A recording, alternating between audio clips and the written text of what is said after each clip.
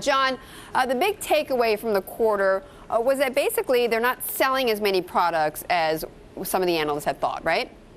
I think analysts is the key word. The world's view of Apple has changed overnight. I think that's the thing that we can clearly say. I don't think, Betty, that we can say that the view inside Apple has changed much overnight, and here's why. For those people who were listening to Tim Cook, the CEO of Apple, talk on the company's conference call, he said a lot of things. He said that Apple sold nearly 48 million iPhones during the quarter, a record for them, and that if they'd been able to get more phones made by their suppliers, they would have sold more of them. He said that they've done incredibly well in tablets, and the numbers do reflect that.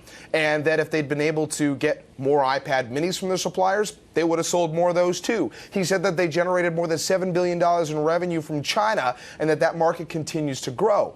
So I think on that side of things, Apple doesn't feel like there's any change in their story. The one thing that Tim Cook said that does stand out to me is when he addressed the issue of whether or not Apple would move into some lower-priced product categories. I think a lot of people have been wondering whether or not we'd see Apple come up with a lower-priced phone to go after some of those new markets around the world where Samsung and others are major players. His comment was that we will not go after revenue for revenue's sake. And that is something I think that we've already seen in the story of Apple, that they were focused on profits. It goes back to the days when Steve Jobs was obviously terrified of the company going belly up and wanting to make sure they made the right products and made a lot of money from those products and didn't worry about market share.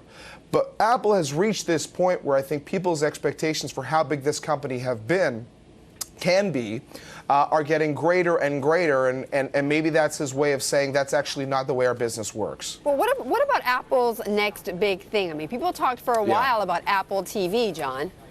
Yeah, and I think, the problem here is that every time Tim Cook takes questions on this issue now, someone will say, what's the prospects for Apple TV? When's Apple TV coming? And he'll laugh a little bit, and he basically has to deflect the questions and then provides very little context on the thinking that's going into that process. I mean, a little bit, but not enough. And what's important to this story is that over the last decade, much of Apple's success has come from its ability to shift from product to product, to new product categories. And obviously right now the focus is on that shift to television. And I think the message that we're getting from Apple is that you've got to leave a little room for patience, because if we are going to enter into a new product area, what we don't want to do out of the gate is fail. And you can respect the company for doing that, but in the meantime, you're left scratching your head on when the timetable is for a new product like that.